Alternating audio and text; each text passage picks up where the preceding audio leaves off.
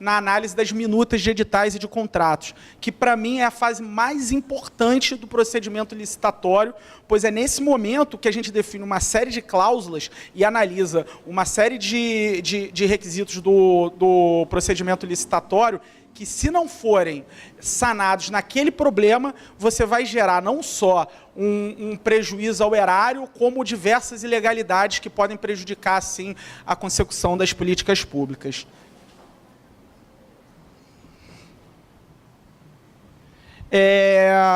A Procuradoria está a falar na fase interna das licitações, e o dispositivo legal que prevê essa manifestação jurídica é o artigo 38, parágrafo único da Lei 8666.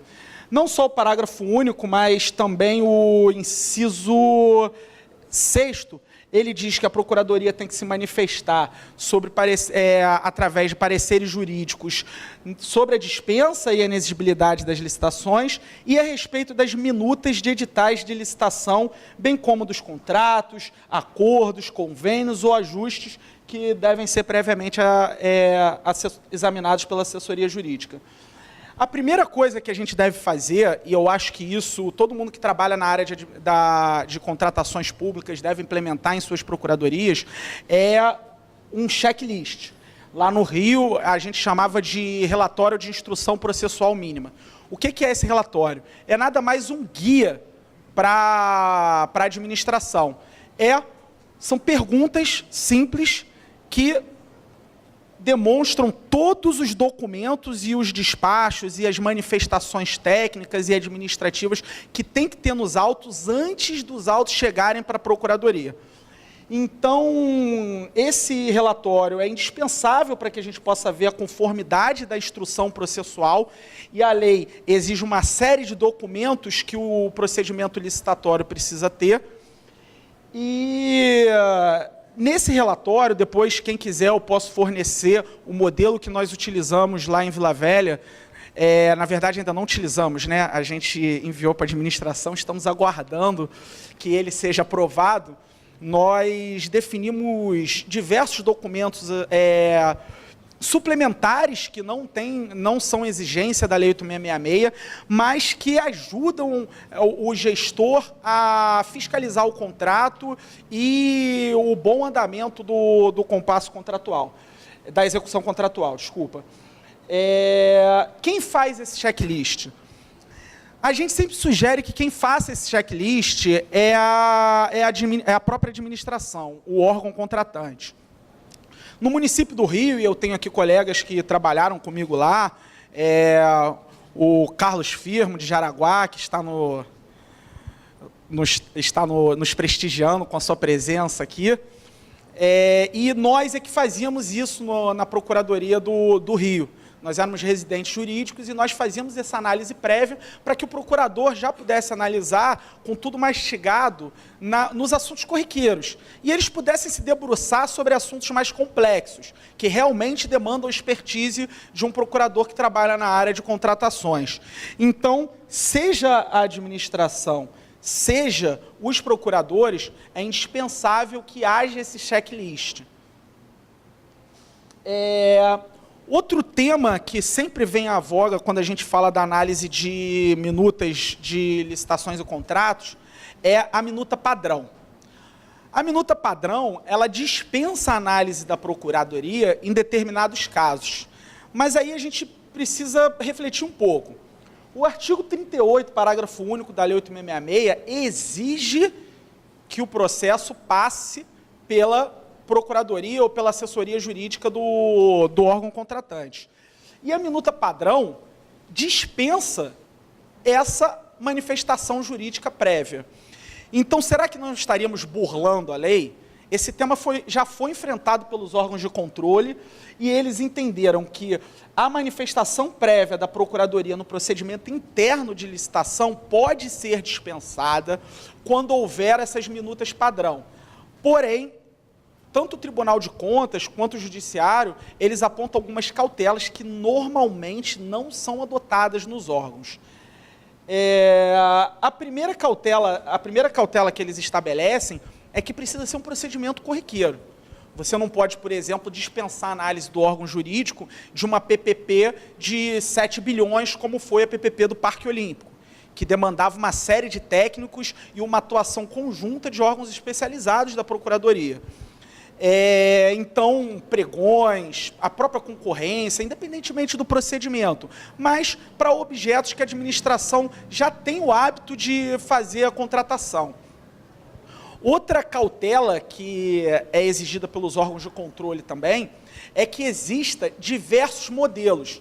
Então, obviamente, que o modelo de concorrência não pode servir para um modelo de pregão eletrônico.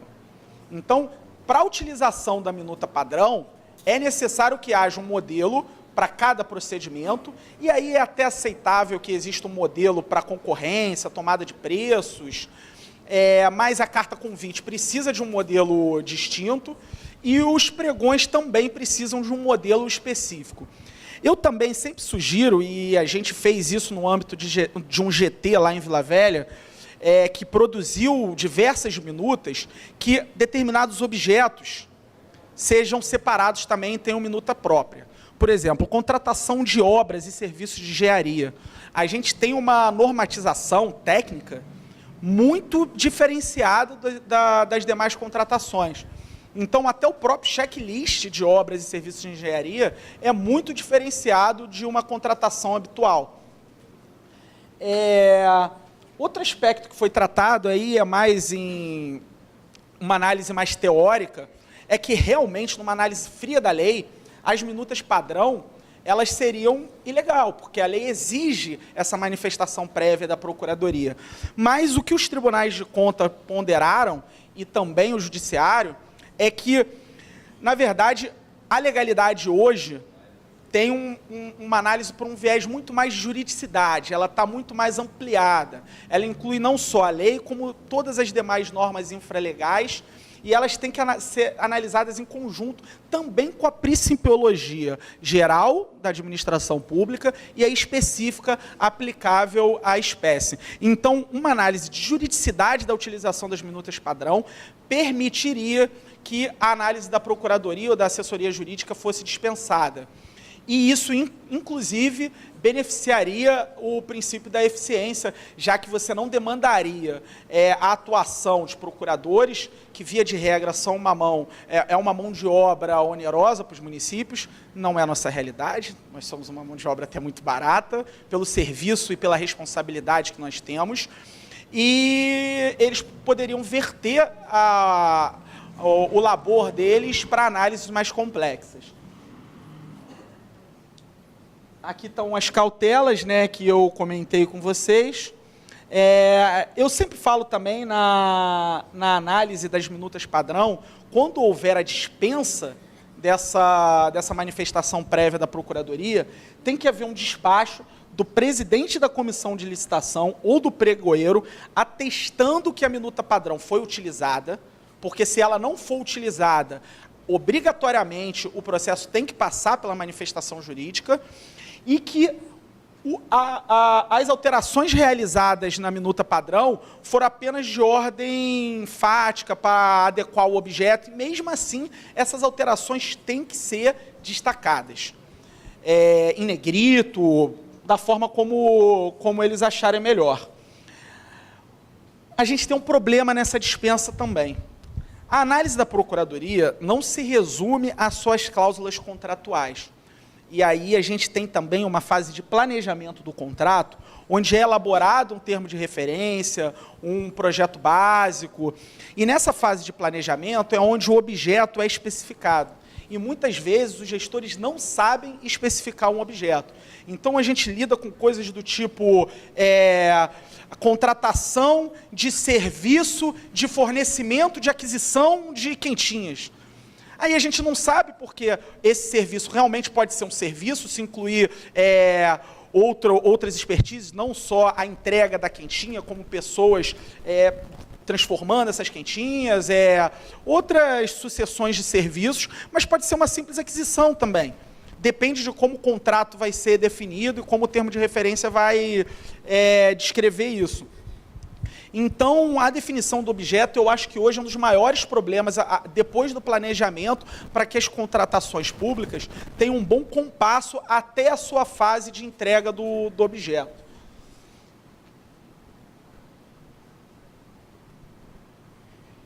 Aí eu procurei trazer alguns casos específicos aqui, porque são casos que eu tive que enfrentar lá, não só na Procuradoria de Vila Velha, como no município do Rio, e são casos que trazem um prejuízo ao erário tremendo.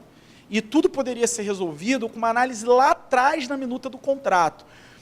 A primeira delas, demonstra bem como a análise do objeto é importante, são os contratos guarda-chuva.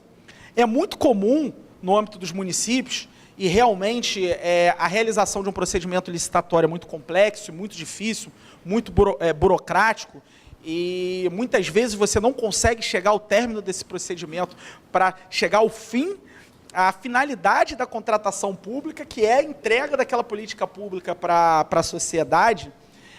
Os gestores adotam a alternativa de incluir um monte de serviço, aquisição no mesmo objeto. E os órgãos de controle já se manifestaram por diversas vezes que isso não pode acontecer. É o que eles chamam de contrato guarda-chuva. Eles botam um objeto demasiadamente amplo e aglutinam sem justificativa, sem economia de escala e sem demonstração de que aquela obra, ou serviço não precisava ser fracionado, diversos serviços. Então, eu trouxe aqui o caso, por exemplo, da manutenção corretiva e preventiva de uma universalidade de bens próprios e alugados do município, inclusive bens inexistentes. Tá? Então, você imagina, correção, prevenção e manutenção são serviços distintos. Cada um deles tem uma finalidade própria. E eles vão ser executados em bens extremamente distintos. Então, nesse caso que eu trouxe aqui para a gente, o contrato previa quadras poliesportivas, campos esportivos, escadaria, muros de arrimo, capelas mortuárias, cemitérios, praças públicas do município, bens que o município viera a adquirir, ou seja, você estava contratando por um serviço, por um bem inexistente, e imóveis alugados da administração. Ou seja, você estava prevendo uma benfeitoria necessária, com a administração como locatária, e geralmente esse ônus é do locador, a não ser que o contrato preveja o inverso. Mas, para isso, a gente precisa analisar o contrato. Então, como é que no âmbito de uma contratação pública, a gente contrata tantos serviços, como é que você vai conseguir especificar o objeto e saber quanto o município vai pagar? Então, você praticamente fica na mão do contratado. E aí ele joga o preço lá em cima, porque nem ele sabe quanto vai, o que ele vai realmente precisar executar, e nem Nostradamus, porque bem inexistente, ninguém pode imaginar, um exercício de futurologia impossível.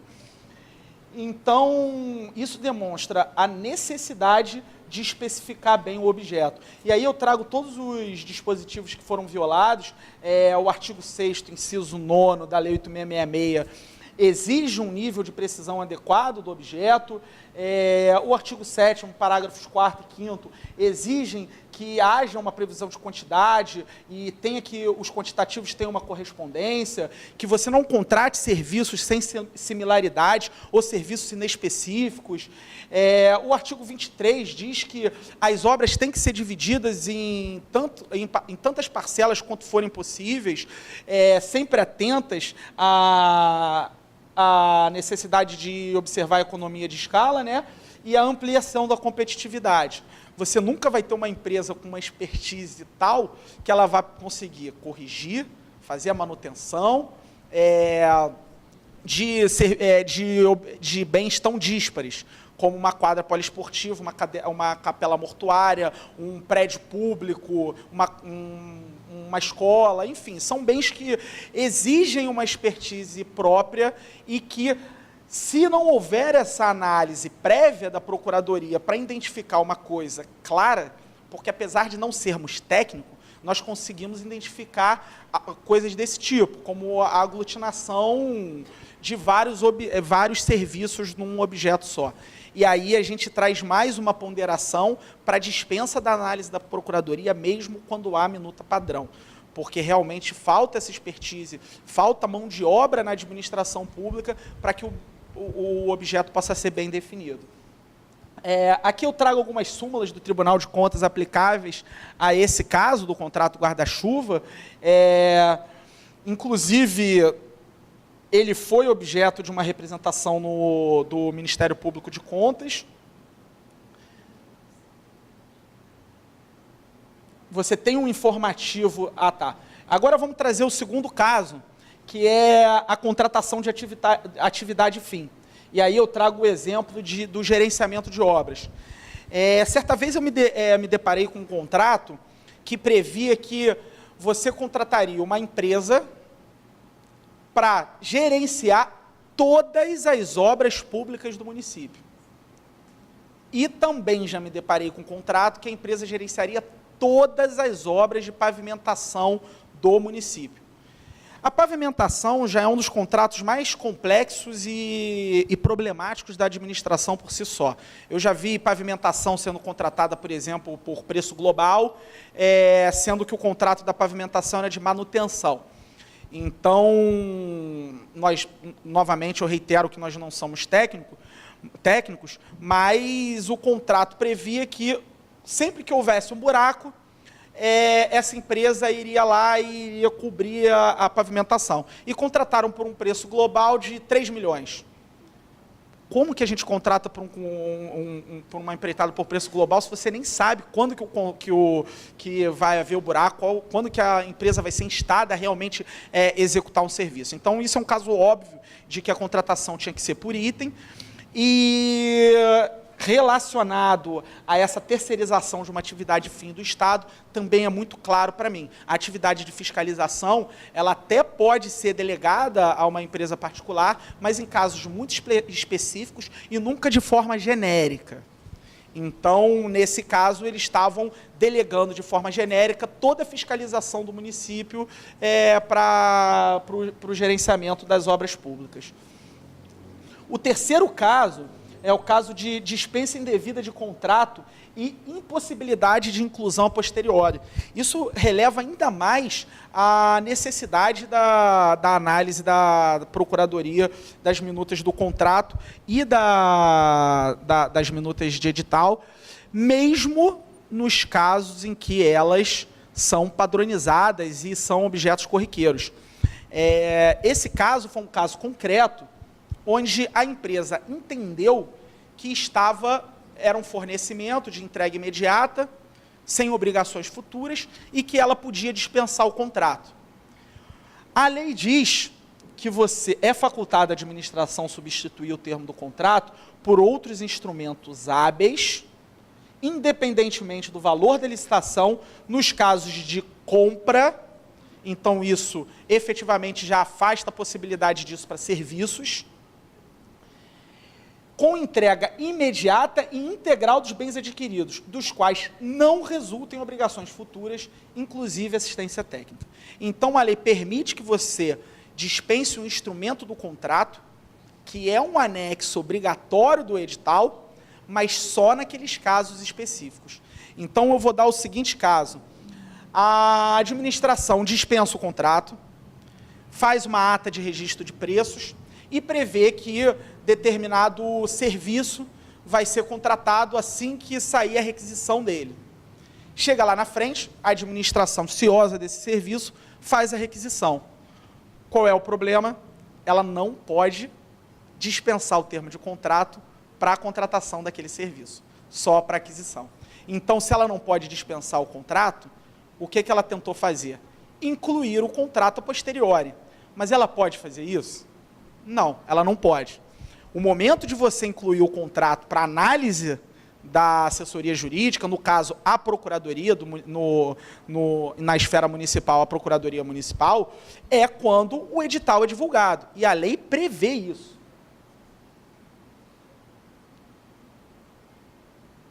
O artigo 40 fala que o edital conterá a minuta do contrato a ser firmada entre a administração e o licitante vencedor. O artigo 62 também fala que sempre o edital do ato, a minuta do futuro contrato integrará sempre o edital do ato convocatório. Então, a partir do momento que esse edital não integra a minuta do edital, ele não pode ser incluído a posteriori, até porque o contrato que traz as cláusulas que vão definir como é que as obrigações vão ser cumpridas, ele é analisado pelo licitante no momento em que ele analisa o instrumento convocatório. E esse é o momento em que ele elabora a sua proposta.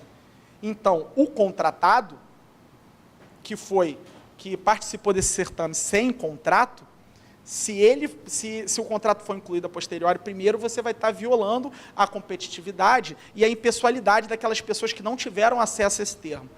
Segundo, que esse termo pode trazer benefícios ou prejuízos que vai prejudicar esse contratado também.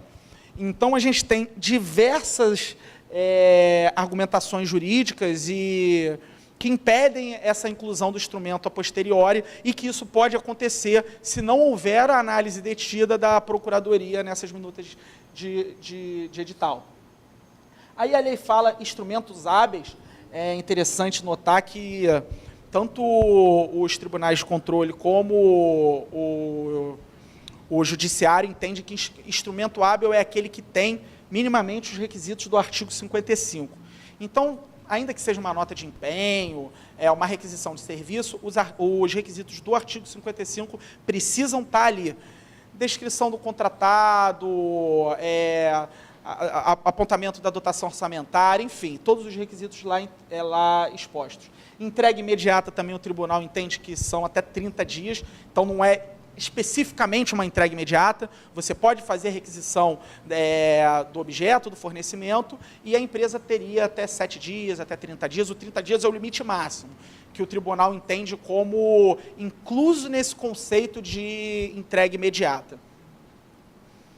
E, obviamente, viola também o princípio da vinculação ao instrumento convocatório. O instrumento convocatório faz lei entre as partes participantes do procedimento licitatório. O instrumento convocatório prevê que, como anexo dele, os contratos. Se o contrato não está lá e foi incluído no momento a posteriori, os outros licitantes não tiveram acesso a ele. Então, há a violação, esse princípio tão caro para as contratações públicas. E aí eu trago diversos precedentes, doutrina, que defendem o que eu estou aqui explanando. Outra cláusula indispensável na minuta do contrato e que é definida no momento da análise do órgão contratante, né, ele tem que definir isso, e muitas vezes, no caso de Vila Velha, a gente fez uma disposição bem elaborada e bem descritiva da cláusula de reequilíbrio econômico-financeiro, e se ela não estiver lá, para que depois, na hora que você for reequilibrar, as regras estiverem claras, o prejuízo para a administração é tamanho.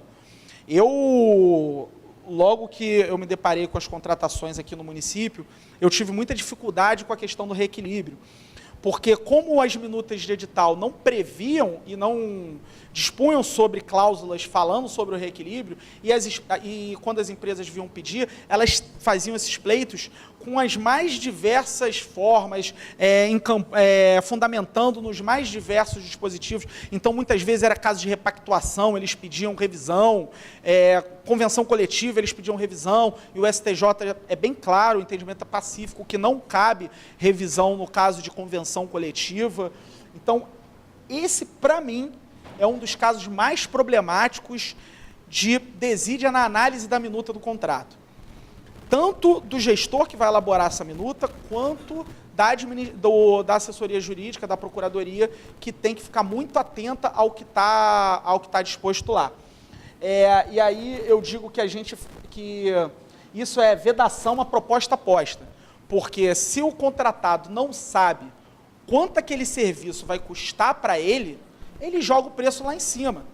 Então, se eu tenho um contrato de serviço contínuo, que eu não sei se ele vai ser repactuado a cada ano, eu vou incluir o preço máximo que eu acho que ele vai alcançar de acordo com os reajustes anuais da categoria.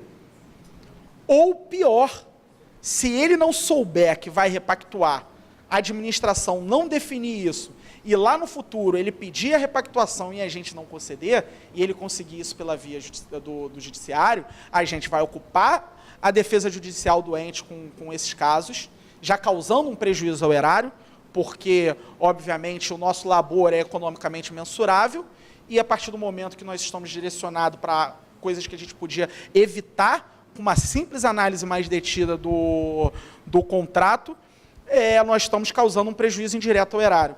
E prejuízo financeiro, propriamente falando, porque a proposta dele vai estar desajustada, no futuro ele vai pedir essa repactuação e a gente não sabe se ele previu a repactuação lá atrás, porque o contrato não era claro.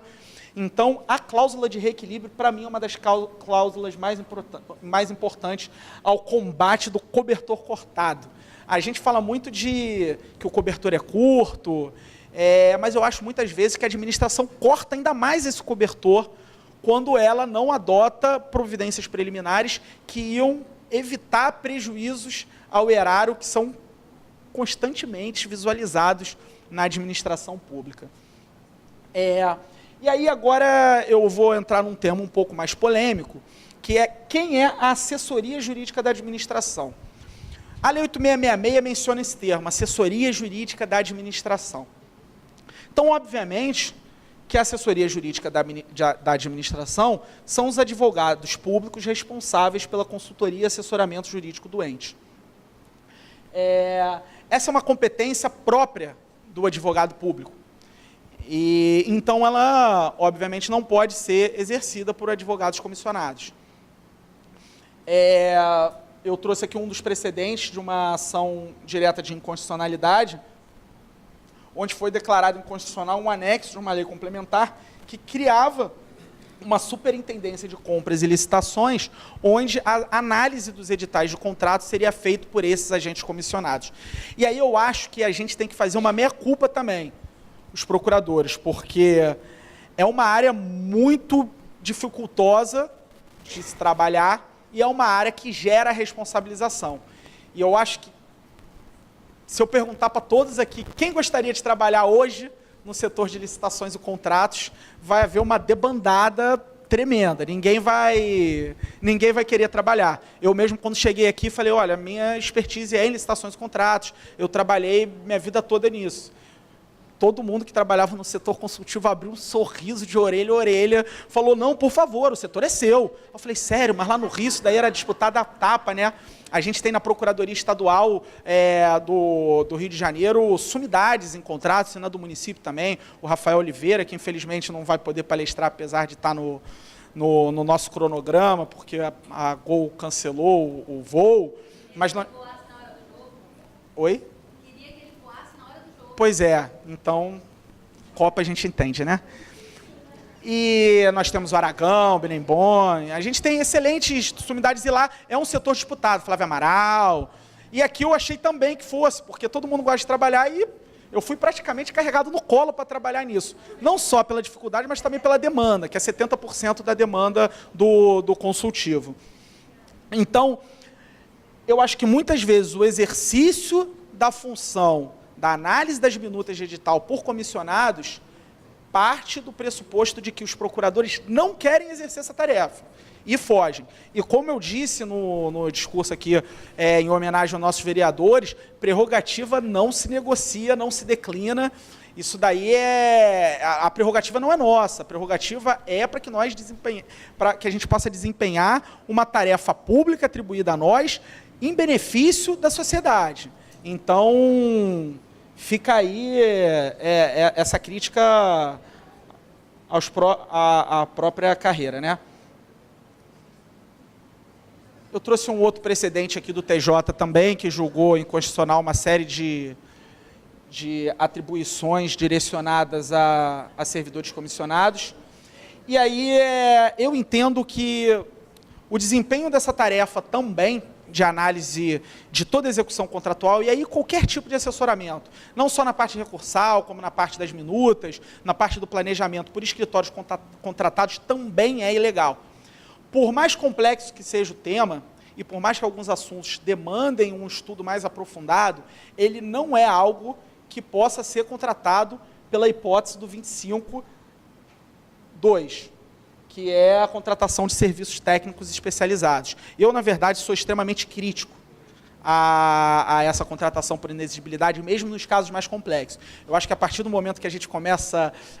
na verdade, a gente defende isso porque é um mal necessário, né? A gente enfrenta um movimento muito grande de tentarem sugar nossas atribuições por escritórios privados, mas eu acho que não só nas atividades corriqueiras, mas como nas atividades complexas, a Procuradoria Municipal tem que exercer todo tipo de função. E isso vai estar, a partir do momento que somente nós possamos fazer essas análises jurídicas, os gestores vão começar a buscar essa profissionalização, buscar essa qualificação, buscar valorizar o procurador, para que a gente possa fazer frente a essas demandas mais complexas, mesmo com todas as atribuições do dia a dia. E aí eu trouxe um precedente muito interessante, depois, se vocês forem ver, todo mundo que trabalha aqui em contratação pública sabe que, independentemente de ter um instrumento contratual ou não, só que a inexistência desse instrumento torna a contratação nula, se o serviço for prestado, ele tem que ser pago, desde que haja a observância de uma série de requisitos. Inclusive, a Procuradoria do Estado aqui tem um enunciado sobre o tema, e, obviamente, você acaba prestigiando a vedação ou completamento ilícito da administração.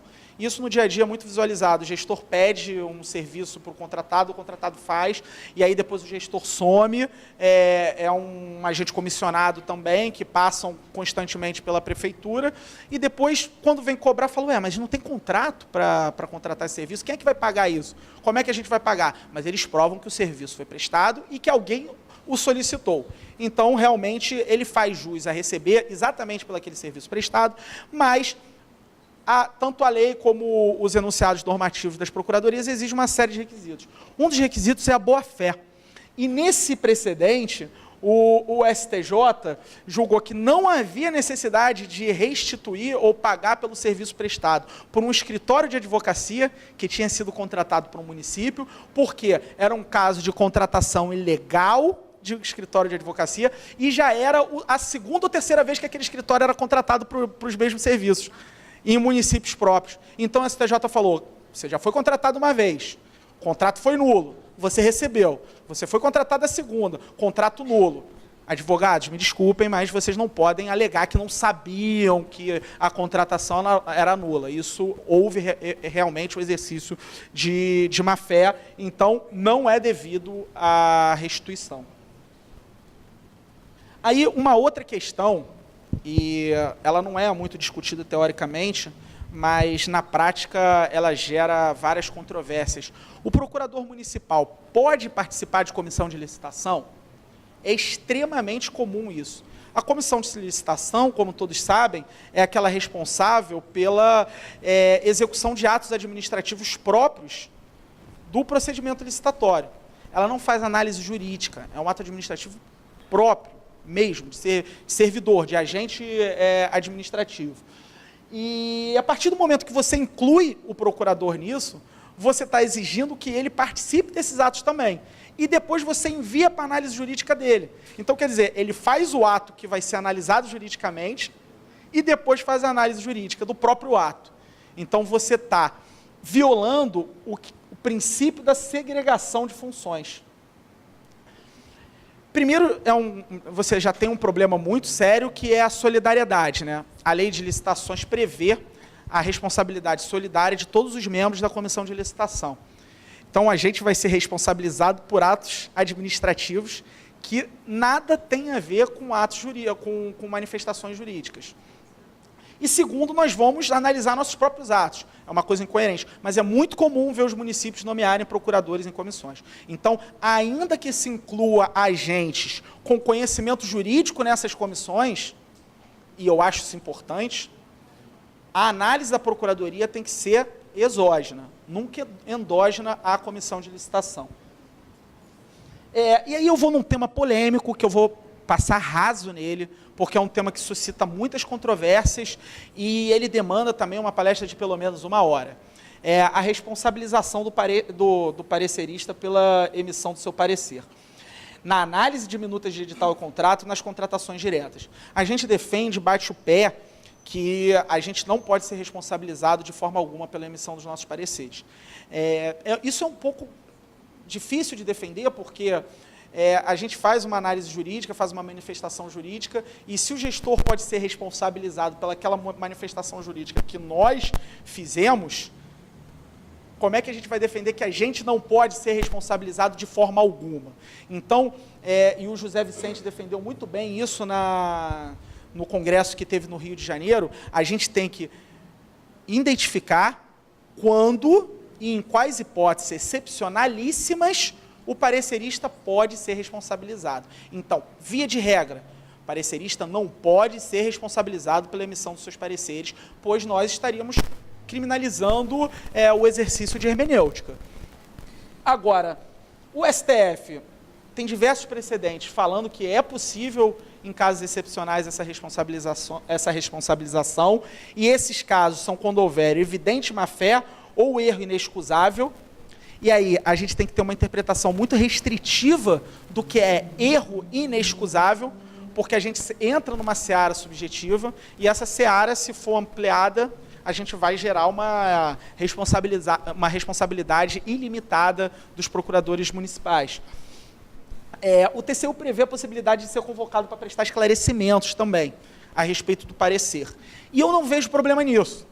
Eu acho que a gente se desincumbe de um ônus argumentativo de mostrar que a gente fez tudo que estava ao nosso alcance naquele momento para emitir a melhor opinião jurídica para aquele caso que foi posto à análise. O José Vicente tem um artigo excepcional sobre o tema, que ele lista quais são as condicionantes de cautela. As condicionantes de cautela são aqueles atos adotados pelo parecerista na sua manifestação jurídica que excluem a responsabilidade dele, em qualquer hipótese. E aí ele cita, por exemplo, a atenção à jurisprudência e à doutrina majoritária. Se houve essa atenção, em tese, você já afastaria a possibilidade de responsabilização. Você não ir contra o sentido mínimo da lei, então são aquelas construções muito fantasiosas, muito imaginativas, extremamente contrárias ao texto gramatical. O limite da exegese é a gramática. Ninguém pode falar sim quando a lei diz não. E ele fala que seria um erro inexcusável você se manifestar com base em norma revogada. E aí eu vou fazer uma observação, porque existem alguns fatos que afastam essa responsabilização. Se manifestar em norma revogada, eu não vejo sempre e necessariamente como um erro inexcusável. Eu não sei quanto a vocês, mas as normas municipais, principalmente, são uma zona. Toda hora revoga uma lei, essas leis não são publicadas. Tem decreto que eu não acho. Então, como é que eu vou saber se esse decreto foi revogado, se ele não foi? Quer dizer, em sede estadual isso é muito fácil, em sede federal é muito fácil de você identificar quais são as normas vigentes. Agora, em âmbito municipal, e é onde a gente encontra maior dificuldade justamente pela carência de uma estrutura administrativa para desempenhar melhor nossas funções, não é tão claro isso, não. Outro fato que foi apontado lá no Congresso do Rio de Janeiro, e toda vez que o José Vicente falava em condicionantes de cautela, eu ficava: mas e se ficarem pedindo pressa para a gente? E se ficarem entregando o processo pedindo para fazer em 1 hora, 2 horas? Isso é extremamente normal quem trabalha no setor. O gestor vai lá com o processo em cima da mão, preciso que você analise 3 volumes em 40 minutos. Só para fazer a análise daquele processo, o relatório daquele processo, você vai perder umas 2, 3 horas, ainda que seja algo corriqueiro. Você precisa analisar o processo todo. Então, não querendo generalizar de forma leviana, mas muitas vezes isso já esconde um subterfúgio que se afasta da legalidade. Quer dizer, quanto menos tempo a gente tiver, para um tempo razoável, para analisar aquele procedimento licitatório, maior é a chance da gente errar. Então, quando essas chances de errar são muito grandes, eu acho que isso afastaria também a responsabilização do parecerista. E aí, o que nós precisamos fazer para nos certificarmos e nos protegermos? Não, porque precisa fazer isso, não veio no sistema, está aqui. Não, calma. Não veio no sistema, eu não posso receber. Entrou no sistema e você quer que eu faça em 40 minutos? Primeiro ver se é viável minimamente fazer em 40 minutos, mas registrar no processo. Recebi o processo na data tal, pediram para que eu fizesse em 40 minutos, e sinceramente eu não tenho o menor pudor de botar isso nos meus pareceres. Inclusive, análise de constitucionalidade de lei, eu já botei. Poderia discorrer sobre o tema, por pelo menos mais 4 parágrafos, porém eu tenho mais 3 leis para analisar num período de 2 horas, e não poderei prosseguir sobre desenvolvendo melhor meus argumentos. Então, opino pela constitucionalidade da lei e botei. Isso é uma forma de me precaver. Depois, se houver alguma coisa, algum órgão de controle, e aí eu digo que eu não vejo problema nenhum se você for chamado a se manifestar ou prestar esclarecimentos, você se desincumbir desse ônus da responsabilização, deixar bem claro o tempo que foi necessário para que aquela análise urgente fosse feita. E, obviamente, a gente tem que ter uma razoabilidade, né? Não é razoável você analisar qualquer tipo de processo em 40 minutos, ainda que determinados procuradores consigam. Isso não pode ser exigido de nós. Então, se são 15 dias, a gente tem 15 dias, nós vamos fazer o mais rápido possível. Nós temos um dever de eficiência, independentemente de produtividade, para fazer o mais breve possível, da melhor forma possível. Agora, 40 minutos, 1 hora é algo inviável.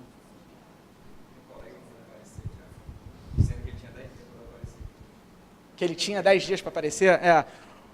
O Eduardo estava contando um caso aqui que pediram parecer em 48 horas e o colega respondeu dizendo, foi instado a manifestar em 48 horas. Dá impossibilidade de se manifestar em 48 horas. Então, e fez um parecer sobre isso e mandou. Aí depois teve que voltar, né? Interessante isso. Não vou mais abrir tópico agora, vai virar motivo de um parecer.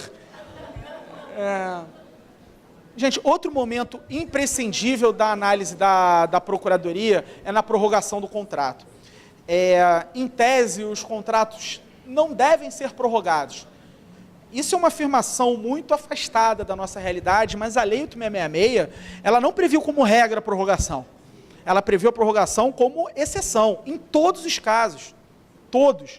E ela abriu exceções para que você pudesse prorrogar o contrato. E aí você tem os contratos de serviço contínuo e uma série de outras hipóteses que a lei prevê. Mas a gente sempre tem que tratar como um caso excepcional. É importante fazer o checklist na prorrogação também. Lá no município de Vila Velha, a gente também editou um, e eu sempre lembro que eles não estão sendo utilizados ainda, apesar de todo o trabalho.